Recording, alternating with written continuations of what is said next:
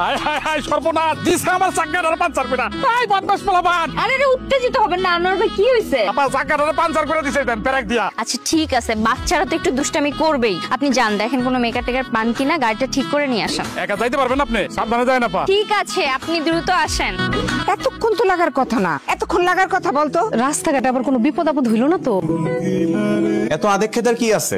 শহরের মেয়ে 2 দিনের জন্য বেড়াইতে আসতেছে, তার জন্য তোমাদের এত টেনশনের কি আছে আমি সেটাই বুঝলাম না। ওই তো আইসা বসছে। নানু, এই যে আমার নানু। কেমন আছেন নানু? খুব ভালো আছি, খুব ভালো আছি। এত ইমোশনাল হওয়ার কিছু নাই দাদি, 2 দিনের অতিথি 2 দিন পর আবার শহরে চলে যাবে। তুমি রুদ্র না? কেমন আছো? তোমাকে তুমি খেয়ালই করি নাই। হ্যালো এই আস্তে আস্তে, এটা তোমার শহর না, এটা গ্রাম। চাইলেই যাকে তাকে জড়ায় ধরা যায় না। আমি কি যাকে তাকে জড়িয়ে ধরছি নাকি? আমি তোমার ফ্রেন্ডকে জড়িয়ে ধরছি যে আমার খুব কাছের। আসো। আরে বললাম তো আস্তে, এটা তোমার শহর না। আর এই জড়ায় ধরা ছাড়াও এখানে এনজয় করা যায়। বেড়াইতে আসছো 2 দিনের মতো ভালো রকম ভাবে বেড়াও। কি বলতেছিস আবল তাবল? ঠিকই বলতেছি মা, 2 দিনের জন্যই তো আসছে, এত মাতামাতি করার কি আছে? নবনী, নবনী, কি ব্যাপার? কি রে এখনো মন খারাপ করে বসে আছি? ওয়াও, সবাই ফ্লোরে বসে খাচ্ছেন? ও মাই গড, আমি তো খুবই এক্সাইটেড এভাবে খাওয়ার জন্য। ঢাকাতে তো ডাইনিং এ ছাড়া খাওয়ার সুযোগই হয় না। মা, তোমার গেস্টের জন্য ডাইনিং টেবিলের ব্যবস্থা করে দাও, সে কিন্তু আবার আমাদের মতো ফ্লোরে বসে খেতে পারবে না। না না না, আমার জন্য ডাইনিং টেবিল লাগবে না। আমি তো ফ্লোরে পাটি বিছিয়ে সবার সাথে খেতে চাই। আজকে যদি ফ্লোরে বসে খাওয়াও, কাউকে কিন্তু বলবে ও বাবা গো আমার কোমর ব্যথা করতেছে নিচে বসে খেতে খেতে।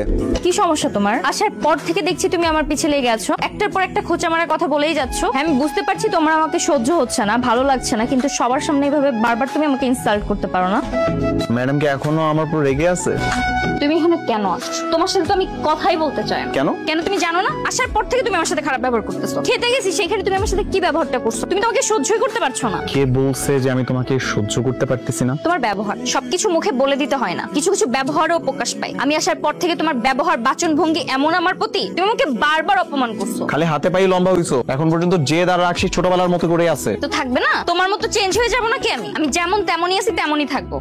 আমি কত প্ল্যান করে গ্রামে আসছিলাম, একসাথে ঘুরবো ফিরবো আনন্দ করব, আমার সব প্ল্যান মাটি করে দিছো। আমি তোমাকে নিয়ে কালকে থেকে ঘুরতে বেরোবো। থাক, তার আর কোনো দরকার নেই, আমি একা একাই ঘুরতে পারবো। নানু, আমি নিজের হাতে পিঠা বানিয়েছি। হ্যাঁ আমি। তোমার ওই যে বজ্জাত নাতিটা আছে না, বলে আমি কিছু পারি না, আমি নাকি শহরে মেয়ে বলে খেপাই, ওকে দেখিয়ে দিতে আমিও সব পারি। খুব সুন্দর পিঠা হয়েছে। এখন যাও এই পিঠাগুলা তোমার নাতিকে দিয়ে আসো। আর হ্যাঁ বলবা না এটা আমি বানিয়েছি। কেন? তুই তো পিঠা বানিয়েছি। নানু, তুমি তোমার নাতিকে চিনো না? যদি জানতে পারি এই পিঠা আমি বানাইছি তাইলেও খাবে না, আর যদি খায়ও ভালো হইলেও বলবে না ভালো হয়েছে। সেই বুড়া বয়সে আমাকে মিথ্যে কথা বলতে হবে? নানু প্লিজ।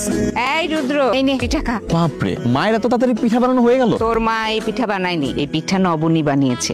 তুই তো সারাক্ষণ বলিস শহরের মেয়ে কিচ্ছু পারে না, দেখেছিস কত গুণ, কত সুন্দর পিঠা বানিয়েছে।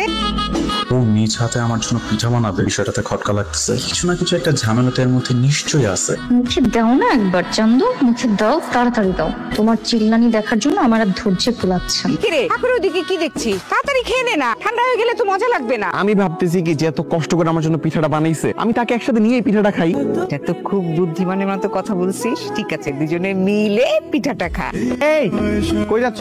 এই নাও পিঠা খাও। আমি খাবো না। কেন খাবে না? কেন ছোটবেলার কথা মনে নেই? হ্যাঁ মনে আছে, দুইজনে সবসময় খাবার ভাগাভাগি করে খেতাম, ভুলি নাই, কিন্তু এখন আমি খাবো না। এখনো ভাগাভাগি করে খাবো। নাও ধরো। আমি খাবো না কারণ আমার ইচ্ছা নেই, তোমার জন্য বানানো হয়েছে, তুমি খাও। আমি তো খাবোই, কিন্তু আগে তোমাকে খাইতে হবে। নাও ধরো। আরে বাবা আমি খাবো না, বারবার বলতেছি খাবো না, তুমি আমাকে জোর করে খাওয়াবো না। যদি নিজে থেকে না খাও তাহলে জোর করেই খাওয়াবো। নাও ধরো। এটা অদ্ভুত ব্যাপার, একটা ছেলে সবসময় জোরাজোরি করবে মানে কি অদ্ভুত? মামা বাড়ির আবদার পেয়ে